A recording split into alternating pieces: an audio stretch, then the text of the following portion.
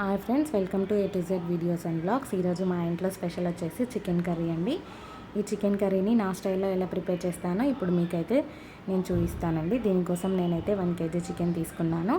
నీట్గా క్లీన్ చేసుకొని దానిలో 1 టీ స్పూన్ పసుపు and 1 table spoon masala and 1 table spoon ఉప్పు, 1 టేబుల్ స్పూన్ కారం అండ్ 1 టేబుల్ స్పూన్ అల్లం వెల్లిగడ్డ పేస్ట్, కొద్దిగా ఆయిల్ అండ్ కొద్దిగా లెమన్ తీసుకొని వీటన్నింటినీ బాగా కలిసేలా కలుపుకున్నానండి. ఇలా చికెన్ని మ్యారినేట్ చేసి చికెన్ని ఫ్రిడ్జ్లో పెట్టడం వలన ముక్క అనేది మనకి చాలా సాఫ్ట్గా ఉడుకుతుందండి. 20 to 30 minutes ఫ్రిడ్జ్లో పెట్టుకోవాలి.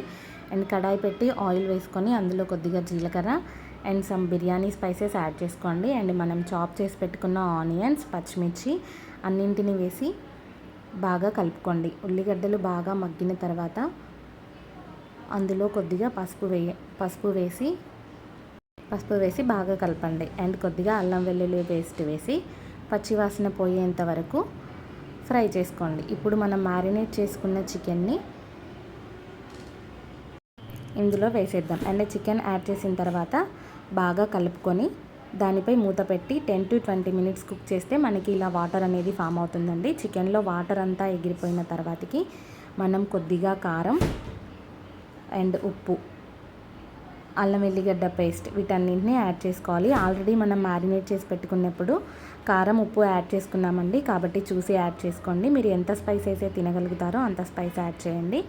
నేనైతే మేము తినగలిగే అంత స్పైస్ యాడ్ చేశానండి. అండ్ కొద్దిగా కరివేపాకు యాడ్ చేశాను. వీటన్నింటినీ యాడ్ చేసి 5 minutes మూత పెట్టేసి కుక్ చేయండి.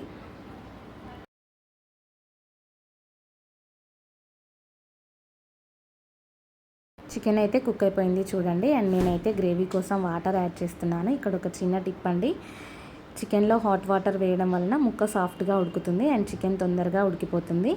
అండ్ లాస్ట్లో కొద్దిగా చూడండి నేను గరం మసాలా యాడ్ చేశాను. నేనైతే చికెన్ గ్రేవీ పెట్టానండి. ఫ్రై కావాలంటే ఫ్రైలా అలా అయినా ఉంచేసుకోవచ్చు. మేమైతే ఈ చికెన్ని రాగి సంకటితో ట్రై చేయబోతున్నామండి, అందుకోసమని నేను గ్రేవీ లాగా పెట్టాను.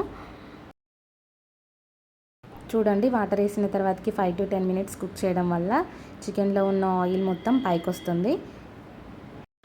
ఇలా ఆయిల్ పైకి వచ్చిన తర్వాత దాన్ని కలుపుకొని లాస్ట్లో కొద్దిగా కొత్తిమీర యాడ్ చేసుకొని సర్వ్ చేసుకుంటే మనకు కావాల్సిన యమ్మీ చికెన్ కర్రీ రెడీ అండి. మేమైతే దీన్ని రాగి సంకటితో ట్రై చేయబోతున్నాము.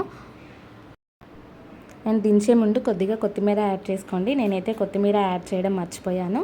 మీరు కంపల్సరీ యాడ్ చేసుకోండి, దానివల్ల టేస్ట్ ఇంకా చాలా బాగా ఇంప్రూవ్ అవుతుంది. మనకు కావాల్సిన వేడి చికెన్ అయితే రెడీ అయిపోయిందండి. ఈరోజు మీ ఇంట్లో ఏం స్పెషల్ చేశారో కామెంట్ చేయండి. Thank you for watching.